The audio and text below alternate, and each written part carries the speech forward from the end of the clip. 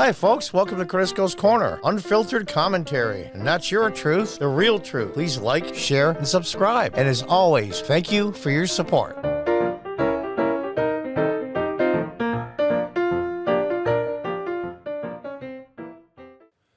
Hi, folks. Welcome back. Just wanted to let you guys listen to the interview I had just recently on a Wednesday on November 24th on the Romeo and Michael Show. They're really interesting guys. They're pretty cool. And they were nice enough to ask me to be on their show. Let's meet John Cordisco. Hi, guys. How are you? My glasses on. Hi, John. Hi, guys. I have to apologize. I always throw these ugly glasses on because I can't see a thing, but I want to see. Elton John glasses, yeah. All right, so you're kind of showing us up here. You got this big old microphone. Well, I use it for my podcasting and, for the audio. It makes you sound like you're from PBS, like that.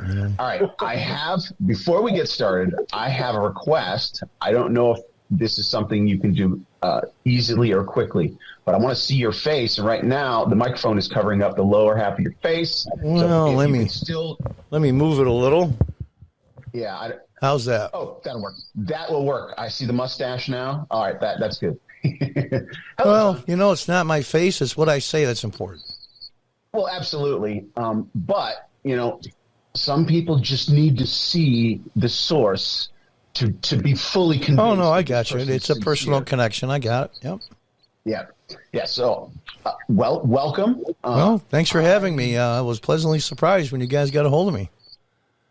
Well, I will credit Romeo and the team. So I've got, I'm assuming you may have spoken with one of the other team, maybe because Romeo does some of the calling and some of the team members do some of the calling and reaching out to people.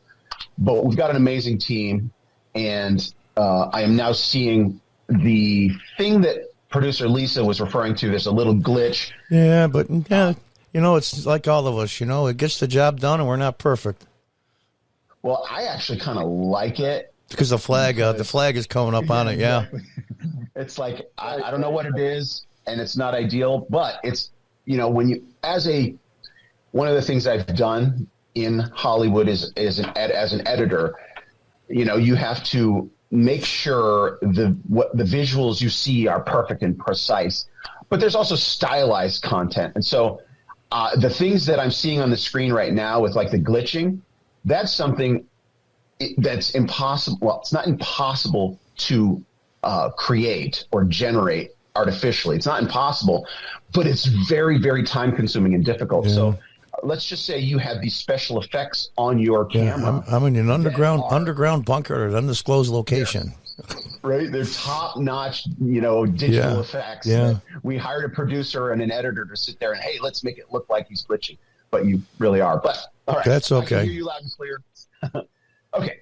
That's enough of me babbling. I'd like Romeo to tell me more about you, or I want to get more information about who you are aside from YouTube. Okay. The structure of our show is we get to know our guests, and then at the bottom of the hour, Romeo takes us in a different direction. And then within the final 15 minutes, we'll get back to your YouTube channel. We'll get back to whatever you're doing. Okay. On online, etc. So let's get to know John. How do you pronounce your last name? Cordisco. It's the way it sounds. C-O-R Disco.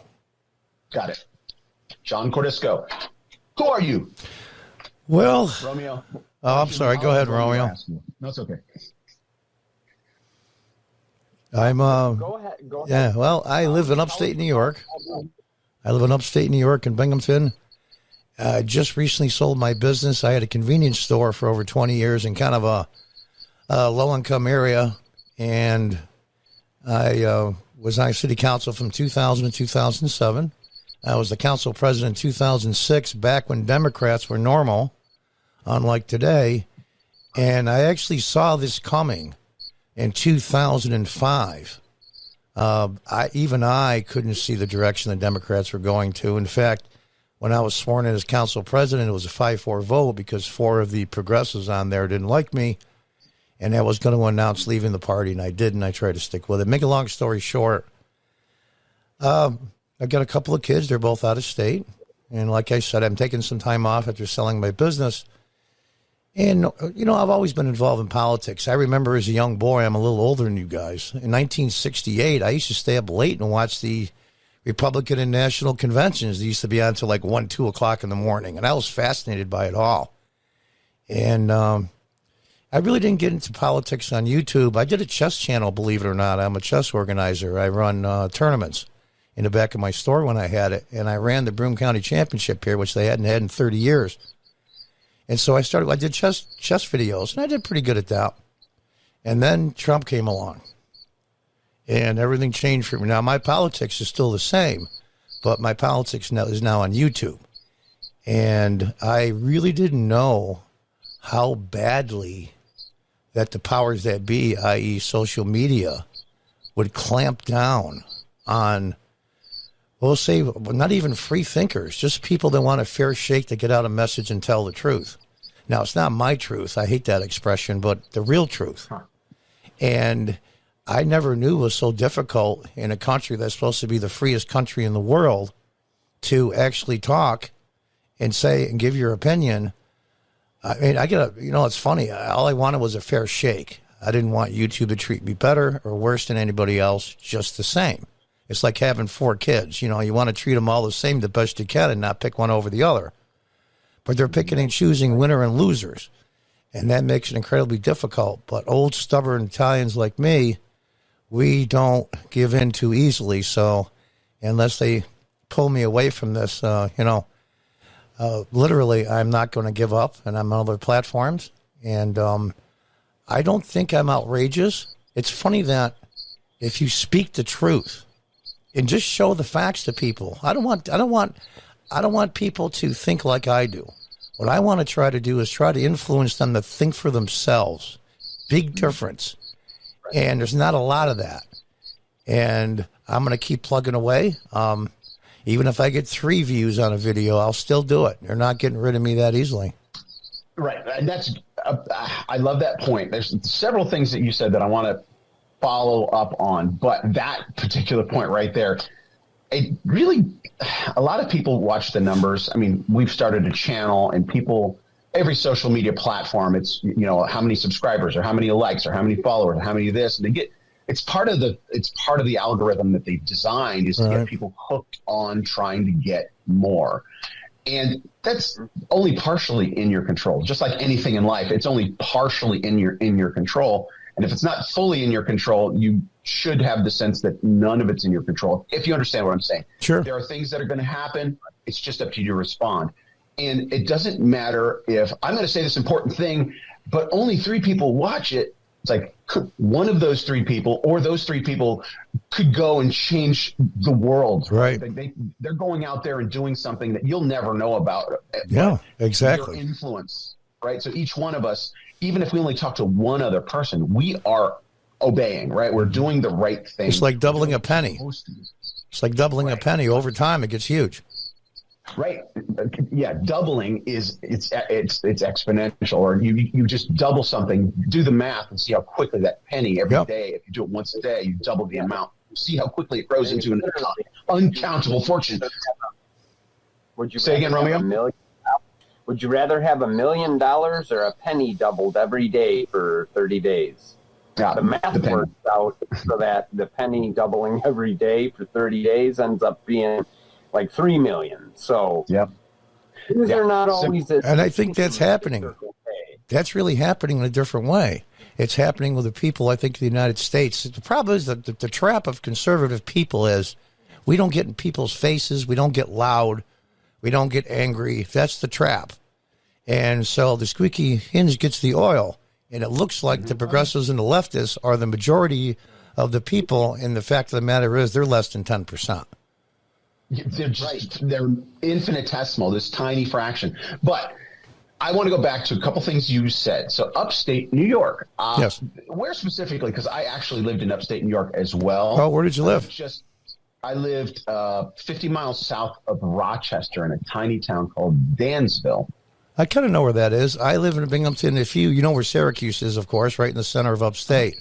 If you go directly south, right to the Pennsylvania border, that's Binghamton. In fact, it's the birthplace and hometown of Rod Serling from the Twilight Zone. Oh, hey, that's my industry. That's Hollywood. I met him several times. He's a cool guy when he was alive. He's iconic. Well, the kids these days have no idea what we're talking about. Well, I didn't. Yeah, it's amazing the genre that he had that changed TV in a lot of ways, and I didn't really realize until recently he wrote the screenplay for Planet of the Apes. Really? I've watched that movie 100 times, and you don't look at the credits at the beginning, and then all of a sudden it says screenplay written Rod Serling, and I'm like, oh, I didn't even know that. Well, that is kind of the crazy thing about Hollywood, and we've all heard this. People will get a job, right? Landing a part on a TV show is getting a job, right? And so you're supposed to. There's parameters for you. This is the job. You're supposed to talk this way. You're supposed to say these things, and you have your role, etc.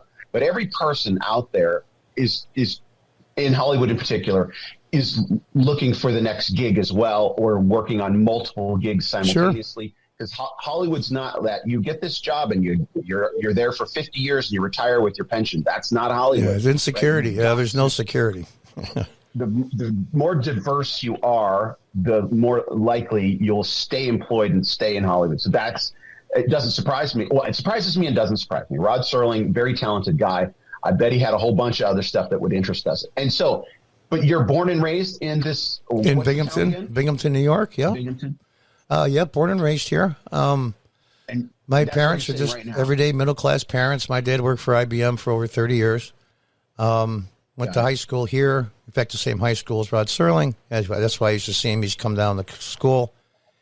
And I was married for a while. I lived in Utica. I'm sure you know where that is. I lived in Utica about 4 years for a company I used to work for. I used to be a manager in a department store. The shoe department inside Kmart used to be a lease department. It was another company. I did that for 9 years. And then I worked around a few jobs, and I opened up my own business just basically on a lark. I was a little bit older than you guys, so I started in my 40s. And I basically started with hardly any money in a really rundown neighborhood in 1998. And I kept that going. I changed locations. I bought the building my store was in. And just in April of this year, I sold it. And so now, as of last week, I'm officially a senior. I don't know how that happened. I turned 65. You think to yourself, how did that happen? I mean, it was like I blink an eye, and I was 19. But that's the way it goes. And so now I decided to really push the YouTube channel, do 2 or 3 episodes a day. What was the store again? It was Curtis Gill's Corner Store. Really creative, right? I don't know if you're familiar with it. You do have a different way in California, but it's I have a bottle redemption center as well, where you bring back your bottles and cans for a nickel. Got it. It's not by weight like they do in California. It's different, but I did that for a while. But like I said, I was always involved in politics as a boy, but what really pushed me is when Trump came up. And I remember the defining moment for me. Hold on. I want you to finish this story, but let me ask a question. Hopefully will lead into it. Okay. You mentioned changing party or leaving the party. Well, I was going to leave in 2006 when I was sworn as council president. They talked me out of it. Democrat or Republican? I was going to switch from D to R. So you were or are a Democrat? I was the head Democrat. I mean, they would have lost a lot of face because the 4 progressives voted against me. The 4 normal Democrats voted for me, and there was 1 Republican. He was the swing vote. And he happened to be a friend of mine that I've known for years. And he said, in retrospect, I should have put the progressive up there in the president's chair. It would have helped out the party because I couldn't do it, John. You were the guy for the job. So anyway, I was term limited out in 2007. I really didn't leave the party officially until 2013 because it really didn't matter. I mean, because I wasn't running for anything. Give you an idea how ridiculous the progressives are. The county building was across from a big parking ramp downtown at the time, and that's where the Board of Elections is. I went in, I knew all the ladies, that worked in the Board of Elections, and I changed my party. And I says to the young lady that was running, I wonder how long this will take before the word gets out. I walked across the street from the courthouse into the parking ramp. I go in my van, and my cell phone goes off. I didn't even make it to the car. And I went, why do they care about a guy that hasn't been on city council for 6 years? I'm yesterday's newspaper. They were livid because they lost face. And that's when it started. What was the biggest motivator behind your change of parties? Well, what do they call that? The window there. I went so far left. I'm really no different than I was then. I call myself a John Kennedy Democrat. I mean, I'm no different. I forget what they call that term, where the window is moved so far left now that people that were, center left, center right are now considered like Nazis. I mean, it is crazy. And I saw this coming, and I saw there was a new mayor who was really progressive, and that was interesting. We'll just leave it at that. And I saw what was coming, and my store was in a low-income area for a really long time, and I talked to people one-on-one, tons of them, because they got to know me over time, and I try to show them who they believe in and who they're supporting they're working against them. And slowly over time, one by one by one, now the local citizen action office, which is the ultra progressive, it was about a half a block from my store, lucky me. And so slowly over time, I started changing people over, and that's when I became a target. My store got spray painted. I remember there was a big protest downtown, and somebody spray painted the side of my building. It's on my YouTube channel, Revenge for Breonna Taylor. And I remember I did a news interview, and they spelled Breonna wrong. And I went, they're so smart, they can't even spell the person's name right. And then they put it on TV. It was funny. But I became a target, and I wouldn't back down. So I put a couple of flagpole holders in front of my store and flew the Gadsden flag really high. I have a corner. It's a really busy corner, and tons of cars go by. That was my way of saying, you know what? You're not going to tell me how to think. You're not going to tell me what to do, and you're not going to silence me. And that actually did a lot of good. I had a lot of people come in, and they whisper it, They go like, good for you, good for you, stuff like that. Right. All right. I got to cut you off real quick. Sure. Because I know Romeo's going to take over here in a sec, but I need to do a little bit of business. So we have to do this 2 or 3 times an episode. Do the business. Those of you watching, we can be reached anytime, 24/7. At our email address, thiswaytimes@gmail.com. Please email us with anything, any questions you have, any hate mail, send it. We're good. We can handle that. Anybody who wants to potentially be a guest on our show, or if you have contact with somebody you think should be on our show, or if you want to volunteer, if you want to, we're expanding and growing. We're building a 24/7 network, and it can't just be the 5 of us. Right, we got it. We need more people. Finally, if you're watching this on any YouTube channel, this is streaming live on multiple YouTube channels.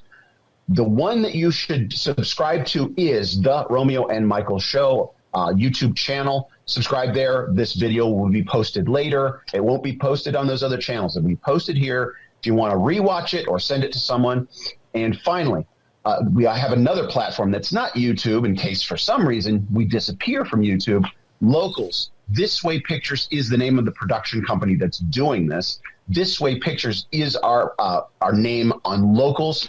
These videos and others, because we have a few other shows or there's other content that's also being posted on Locals. Find us there. Sorry, I went over time, Romeo. Go ahead. No big deal. The business is important. So, John, I have a question for you, and sure. I phrased it in a way that you could take it in whatever direction you like. In the last 2 years, America has experienced significant change. How has your life been impacted, and are you happy with the new paradigm? Well, of course not. I mean, any normal person with 3 brain cells touching wouldn't be happy if you're not part of the brainwashed cult. It's just amazing to me how you talk to people in my store, and they insist that the world is flat. And no matter how much evidence you show, they just insist on it. And it's amazing to me. You want to bang your head against the wall. It's incredible. And most of them it was a low-income area, very high majority minority in the area. So you were walking on pretty, thin line. But lately, I'll tell you, if you look at the history of the United States, I mean, we're in trouble right now. Well, we've been in trouble before. And I think that's the resiliency of the Constitution, the republic that was set up. The founders, in essence, said, listen, we know the average person is flawed. They'll do everything they can to be self-serving and everything else. Let's try to make this thing as idiot-proof as we can. I mean, they didn't say that, but that's in essence what they did. And so we're pushing the idiot-proof right to the edge of the cliff. And I think we're going to survive it. But I think there's going to be some good come out of it. I think Rittenhouse case was not about Rittenhouse. This was a big turning point because of the publicity that it gathered. And then we have this other incident that's going in a different direction than the media wants. Unfortunately, this is what pushes the culture war. And that's the flaw in conservative people is we don't get in people's faces. We're not loud. We don't tell people what to do. But now that's changing. I mean, I even wrote the quote from Henry V. You probably know it. You know, the one where it says, in peace, there's nothing so becomes a man as modest in stillness, humility. But when the blast of war blows in our ears, then imitate the action of the tiger, summon up the blood. Disguise fair nature with rage, then lend the eye a terrible aspect. It's about time. We've been trying to reason with people for a long time now. I'm not calling for violence, not at all. But it's time that we verbally, with YouTube channels, your show, and millions of other places, start pushing back. They're not used to that. They're like 5-year-olds getting their own way for too long. And now it's the time, as a parent, to tell the 5-year-old, no. Time out. Definitely. I meant time out as in a parent telling the 5-year-old. It's like we have this very vocal minority group of people, and I mean not minority in skin color, but minority in numbers who hold to this particular belief system. And this very vocal minority have pushed their way around, specifically in the last couple of years. You know, $2 billion worth of damage in America. I think 65 people died in these riots, you know, between the cities. And you're right. I heard it was 25. Oh, it may be. I think it'd depend on who you were counting as a death, you know what I mean, related. So there would be some obvious fluctuation there. This vocal minority has been pushing around what I would frame it as is just patriotic people who love America. The silent majority. Look, just the fact that the mainstream media in the last month has been all over the news complaining about people with American flags in their yard. Yeah. Like, I hear that and I'm so taken back by it that I don't even initially know how to respond because it's so silly. What do you mean you're intimidated by the American flag and people putting them in front of their house? What do you mean that that's white supremacist? What are you talking about? Yeah, the okay sign, you know. Yeah. Well, you know, that's what happens when you run the narrative. And like a parent that let a 5-year-old get away with stuff for so long, now we have to pay the price. But here's the thing, though. I can tell just from, you know, living life and knowing human beings. You ask anybody that knows me in my store, I have an expression that says, all people suck. Some just suck a lot more than others. And that's like a biblical term in a way because we all have fault. Now, you look at the mainstream media, especially cable news, and even things like Google and YouTube, they are scared to death. They know the jig is up. They know it's up. And all we have to do is stand firm, and they will destroy themselves, and they have. Look at the ratings. I mean, Greg Gutfeld, after 2 weeks, was #1 at night. After 2 weeks against shows that were there for 20 years. Let me chime in. So, I love that example. So, I in my life do not have time to consume all the content that I want to consume. And I think that's true of everyone. You know, that we just have so many things we want to do, but we only have an allotted amount of time given to each one of us. And so Greg Gutfeld, when I think about Fox, I think about two people. I think about Tucker Carlson and Greg Gutfeld. Oh, I love Tucker. I love Tucker. In the time that I was able, there was time in my life when I was able to watch more news, and I filtered out. I can't watch too much Fox. There's some people I can't tolerate, and sure. the ones that I gravitated to were Tucker Carlson and Greg Gutfeld. And as soon as they gave Greg Gutfeld the nightly comedy slot, right? He's a comedian. He's hilarious. He's a libertarian comedian. And he just destroyed the rest of the competition within weeks, like you said. And it's like, okay, that's a good sign, right? Yeah, a great sign. That's it. That tangent I went on. But you were talking, and it reminded me of something, and I want you to reflect on this about – there's a guy that I listen to. I won't mention him. I hope to get him as a guest eventually. But he said he believes – that one of the reasons, or one of the primary reasons the Soviet Union collapsed was the invention of the automobile. And when people under that Soviet regime realized they could make their own decisions, right? They could buy a car and they could travel on their own without having to take orders or getting permission from the government, right? The daddy state, the nanny state.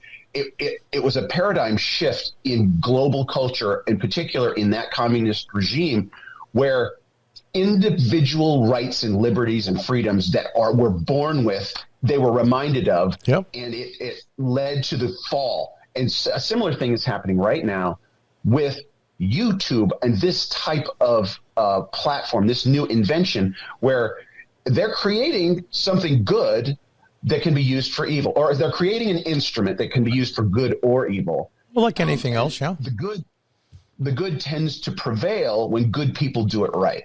And so here we are. We have a platform. It's not exactly free speech, but there are a lot of things we can say, and people will gravitate to it.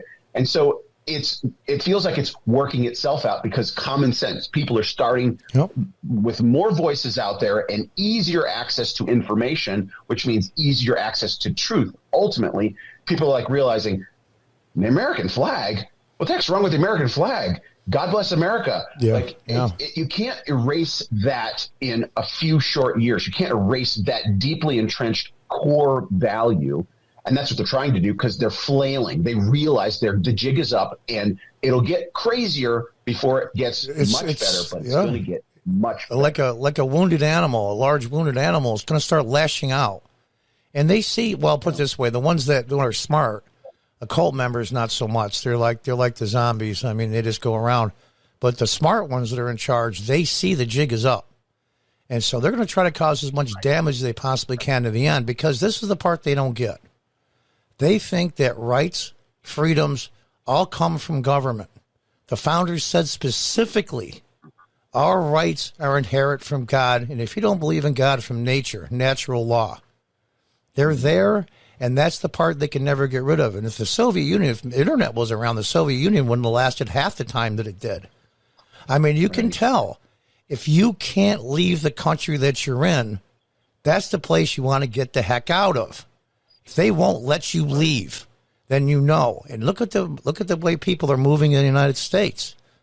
You know, they're voting with their feet, and you can never stifle that. Now, it's going to take a lot longer for us to win because of the culture war, and we've basically let them take over all of social media. Well, it used to be in Hollywood, you know, and we let them take over everything, but they're not in a strong position like they think they are. But here's the thing, though, I want to express to people.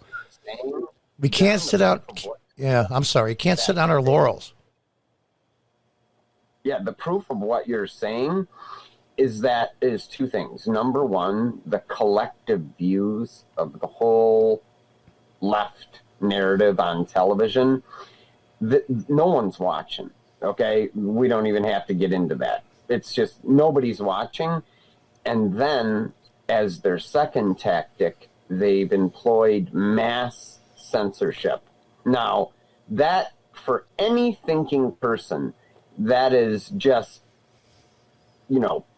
showing, it's like showing their hand. It's showing. You can only fool them for so long. You can only fool them for so long. And I've seen surveys and stuff, the next generation coming up, the 10, 11, 12, 13-year-olds right now, they hate this stuff. They hate this stuff. It's turning the other way. So maybe the Constitution is idiot-proof. It's just a matter of fact, I wouldn't want to test it this strongly ever again. Just saying. You know, I don't want to take the chance because the guy from Venezuela at the RNC convention said, listen, people don't understand. The rest of the world knows how special America is. If America falls, and he was in tears, and he said there'll be nowhere else to go. We are the last. We are on the hill, and we're defending it all. Yeah, you just mentioned, John, something that I've been trying. That reference to the guy in tears saying there's nowhere else to go. Wasn't that at the RNC convention? Yeah, well, yeah, maybe that too. Yeah, it was the guy at the RNC. Yeah, it was the guy at the RNC. Yeah, it was the guy at the RNC convention that did it.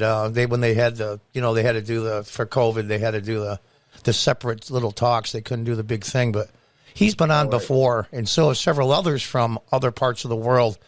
And they go. And that guy was from Cuba, right? Venezuela, I believe. Oh, okay. Oh, right.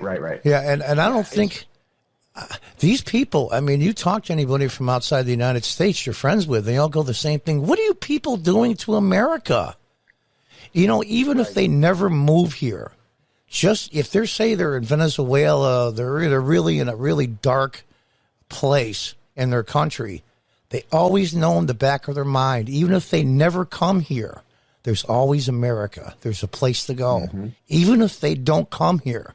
And psychologically, that's a big deal. I get a little choked up when I say that, but they know that America's always there. It's like having a parent that no matter how bad it gets, you can go to them, and it's just, if they never come here, they just know we're here just in case. It's like Ronald Reagan said with the shining city on a hill. Yeah, the Reagan, yeah. And, the rest of the world really does look at us as an example of that. And I think the reason they haven't broke America yet is because the founding fathers, when they wrote our Constitution, they made it a document that could evolve and grow over time. And I agree with you. It is the single thing standing in the way of complete chaos, that there are laws. And the other side, they don't respect the document, obviously. I mean, they pull down every statue of, like, I don't even know how you could pull a statue of Thomas Jefferson down and say that your reasoning is because he owned slaves. Now, it's true that he did. No, it's not really about that. It's not. What this is about is what all the Soviets did years ago. It's pulling down our history. They have to wipe it out, and they have to wipe it out and start over again. And it's not about Jefferson. They just pulled down the statue of Teddy Roosevelt. It was one of the biggest naturalists we ever had as president in front of the Natural History Museum. I mean, you got to be kidding me, right? It's like taking Audubon, and it makes no sense. But because it's not about that, it's just an excuse to tear it down. He was a slaveholder. He was this. He was that. It's just an excuse, And they have to wipe out our history, and all these socialist countries have tried that in the past, and some more successful than others. Yeah, so leftism just focuses on the imperfections, right? There is no perfect, and so leftism will focus on the most glaring sins or flaws and say, because of that, the whole thing is corrupt, the whole thing is evil, let's tear it down.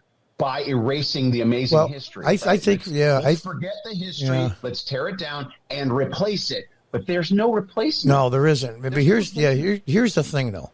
I mean, we all live our lives. We all do some good things. We all do some bad things. We do a whole bunch in between. How would you like to be known to everyone that you know about the worst thing you've ever done? All the other 10,000 great things that you did don't count. Just that one thing you did was really, really bad, and that's what you're nailed with. And I tell people that, and they go, well, that's true. I mean, I've done a couple of things in my life I'm not proud of, but I've done a lot of stuff that I have. But I says they don't count. And they put their head down, and they finally get it. The power of life and death is in the tongue, right? The power of life and death is in the tongue, and they'll take something about you and craft a narrative to try and destroy, right? Sorry, I do want to go in a different direction. Romeo, did you have something you want to say before we do that? No, please do. All right, because this happens with every guest. Just time flies. We only have 60 minutes, so and it's a hard out at the bottom of the hour. So, John, yes. Hearing you, getting to know you for the first time, just turned into a senior citizen, 65 years old, former business owner, just sold your business, former Democrat, and just like a normal guy, normal American. And then you decide you're going to put your face and your voice out there on the interwebs for the world to see forever in perpetuity. That's a risk, but let's explore that decision and how that's been going. So where did this start? Yeah. Well, like I said, I did a YouTube channel. I've always been political. I talk exactly like I do now without my YouTube channel before to people that come in the store that want to talk. All my friends and family know I've always been fascinated by politics, government. Even as a boy, I used to stay up to 1 o'clock in the morning watching the conventions. I was just one of those government nerds, politic nerds. And I saw what the direction was going in, and I saw what they were doing to me because of what I believed in. And I saw what was happening. I thought to myself, you know what? I'm going to start fighting back. And that's the flaw in conservative people. We don't fight back. And I don't mean with violence. I mean with rhetoric, pushback, get right in their face if you have to. I know that's unpleasant, and it's incredibly emotionally and physically draining. But I'm tired of bringing a knife to a gunfight, okay? Yeah. We have to go back to, I call spirited debate a screaming match. I really don't care. I'll participate in it. Anyway, to make a long story short, I was a little disillusioned with the Republicans because, the Mitt Romney milk toast guys, they're about as exciting as, whatever. But anyway, then Trump came up. And I'll tell you, at first I wasn't a big fan. But I remember one of his rallies that flipped a switch in my head. He come into a rally, he was about 45 minutes late. And he said to the crowd, "I'm sorry I'm late. There's a whole bunch of people outside protesting the border wall I want to put in. And those SOBs," he said, "are the reason why I'm late." He walks over to the mic and says, and he starts hollering really loudly. He says, "This is for the people outside protesting." And he leans over the mic and goes, "The wall just got 10 foot higher." And I go, you know what? This is the guy. This is the guy that's going to tell him, you know what? I'm pushing back. Yeah, he's a flawed personality. Who would have thought 10 years ago that Donald Trump and a little dorky baby-faced guy with a bow tie called Tucker Carlson might be the two guys that saves this republic? They would think you're insane. What a good point. And that was the turning point for me. I said, I don't care if he's flawed. Who cares? Trump to me is like the girlfriend or wife in the dress. You're sitting in the living room watching TV. Your wife or your girlfriend stands in the doorway and says, "Does this dress make me look fat?" Now, most husbands or boyfriends will go, "Well, I don't like the color." He goes, "It makes." Trump will go, "Yeah, you look fat. Go take it off." And it's just the reality of it. And once you get past that, this guy was getting awards from all kinds of people, from Al Sharpton and Jesse Jackson. All of a sudden, it's all a scam. He doesn't care because they can't take anything away from him. And that's the part that makes him crazy. Most politicians would cow and cover. Okay, I had a relationship with a porn star. He's like, I don't care. You can't hurt me, and that makes him crazy. He is so far in their head. Even today, he's in their head so much that they can't get rid of him even when he's not around. Yeah, he's renting space for free in millions of people's mind. I tell you what, I forgot the point that I was going to make. Trump won me over But, we'll see what's going to happen. But I think the one legacy for Trump is he's shown conservative people, normally everyday people, the majority. I've got a hat that I wear, the silent majority. He showed us how to fight back. And it's draining mentally and physically, but it still has to be done. No sitting down with, well, let me show you some facts and maybe I can. Those days are over. Those days are over. We've got to, like I said, organized chess tournament. And how would you like it if your opponent gets to make 4 moves in a row and you only get 1? And that's what they're doing. They're changing the rules. No. We're going to fight back with the same enthusiasm, without the violence, the same enthusiasm, and we're not going to back down, just like you guys, because this is their religion. This is their religion, and they're adamant about it. And I give them a lot of them credit. They're dug in. They're dug in. And so finally, Trump showed us how. You might like his personality. He showed us how to push back and keep pushing back until we win. Well, you make go ahead, Romeo. I'll remember my point. Go ahead. Just real quick, the point I was going to make is there were a lot, especially of evangelical Christians, who were very offended by Trump's, womanizing. Let's just say it that way. I don't really think that that's the truth, but he doesn't drink, he doesn't smoke, he doesn't really have any vices, and they were super offended. And it's like, boy, I lost my train of thought again. Well, I apologize. No, it's kind of like the old TV show House. Remember the old TV show House? He's a brilliant doctor, but the guy's a real SOB. When they're bringing in my kid to save his life, I could care less if House is a jerk. He does the job, and he's the best there is. That's all I care about. His personality, it's colorful. Actually, they underestimate him, and that's their flaw. We weren't going for a pastor. Okay, we weren't electing a pastor or a deacon. We were looking for a head of state. So I really would encourage the Christians out there who are going to vote in 2022 and 2024 to keep that in mind. And the one thing that matters to me is which candidate protected the Church of Jesus Christ. And protected your rights to worship. Yeah, and which one wants to take your rights away? It's very apparent. I mean, with John MacArthur in California standing up to what was going on when they wanted to shut his service down, and then President Trump backed him up. I mean, it's like very apparent. You could go to the marijuana dispensary, but boy, you better not think you're going to the liquor store. Yeah. But well, what's interesting here is this is kind of pretty much the direction I was going to go with my comment.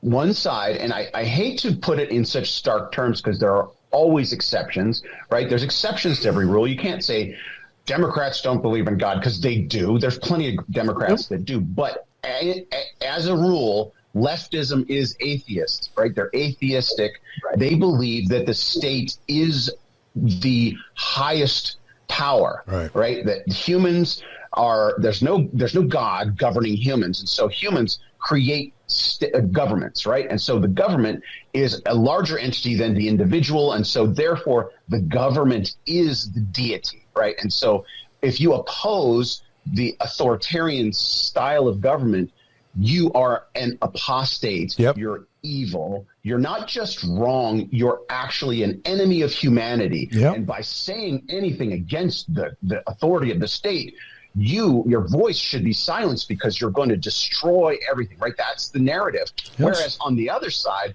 like, God created me. I love this world. And sometimes we have to organize and vote for people and let them make rules for us to follow. But in general, those rules are just so we can keep getting along and enjoying ourselves, because God created this incredible planet for us to enjoy, not just the planet, but each other. And let's live harmoniously. And let's forgive, right? Forgiveness is the thing that is forgotten. You were saying earlier, how would you like to be known globally for the worst thing you ever did? right? Every one of us has done some horrible thing. Even in tomorrow's episode, I confess something on camera. It's like, okay, I'm not ashamed. It's my past. It's who I am. Right. But God has forgiven me. God has saved me. Right. And we need to extend that same forgiveness, right? What is it? Forgive those, forgive your trespasses. I'll just, because we're running out of time a little bit, I want to make one point from the State of the Union address that you mentioned with Trump. There was a gentleman there, and he was a young boy. It was at Auschwitz. And they were putting him on the rail, on the train with his family. And it was towards the end of the war, and he says, this is it. It's over. And then the train stopped, and he says, this is it. We're all not going to make it. And his fellow looked through the cracks and said, it's the Americans. It's the Americans. They've come to save us. I'm sorry. They've come to save us. I'm getting emotional, too. That's a big deal. That's a big deal. And I'll tell you the truth, there was Confederate flags in some of those tanks, too, when they pulled through. So let's cut through the crap. I just wanted to leave it off with that because we are the good. We are as you said, from the Reagan speech, the city on the hill. And it's weird because we live here. It's all we've ever known. And we think the whole world should be the same way. We think the whole world should believe the same way. But we're in a period of time where it is spreading, right? If you step back at the 20,000, 30,000 viewpoint, and like looking down bird's eye view at history, things are moving in the right direction. We just have some big hurdles every now and then that we have to work through, and we're in the middle of one. And the clock is ticking down. We have under a minute. Romeo, do the last bit of business real quick. Thank you, John, for coming. You're welcome. Thanks for having me. So, I'd like to tell you about our locals, thiswaypictures.locals.com. You can find us there. We are going to be adding some additional platforms as time rolls on here. And This Way Pictures at gmail.com. That's where you can. This Way Times. That's all right. I can hardly read it. This Way Times, and if you email us, we're going to get back to you, and we're grateful. We're interested in speaking to our audience and collaborating with you, if you will. Have a happy Thanksgiving, everyone. And cut. John, you still there? Yes, I'm still here. Awesome. Thank you, sir. Sir, I got a little emotional there, but I mean, when I watched that, emotional. I got emotional too. Yeah. I mean, we've saved the world several times. Me emotional as well, John. I mean, we're the only country in the world that beats a country and then doesn't take over their land and gives it back to them. Right. Well, we have a lot of work to do. We have a 9:30 recording session. So I got to jump out, and I think the team's going to jump out. But I got to jump out right now. Thank you, John. We'll talk to you again later. You're welcome. So do I, John. Thanks for having me. Talk to you this afternoon. Thank you. Okay. Well, take care. Take care. Well, that was a really interesting interview. I talked to Romeo a few times, on the phone, texting, and they're real American patriots, and we have to stick together. And they were nice enough to invite me on their show to get the word out. And I'm hoping this helps get the word out that America is the greatest country in the world. Until next time, goodbye and good luck.